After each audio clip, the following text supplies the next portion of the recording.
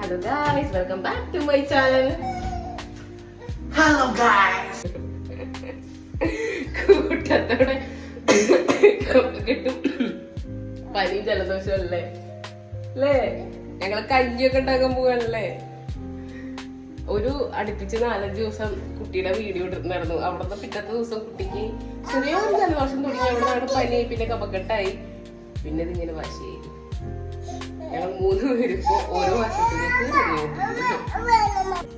3 നേരം വെച്ച് ആവി പിടിക്കലിൽ തുടങ്ങിയിട്ട് ഇതേ ഇത്രയും മരുന്നുകൾ ഒരു നേരം വെച്ച് അവൾക്കും ഇതേ ഇത്രത്തോളം തന്നെ മരുന്നുകളും ഞങ്ങൾക്കും ഉണ്ടായിരുന്നു കേട്ടോ.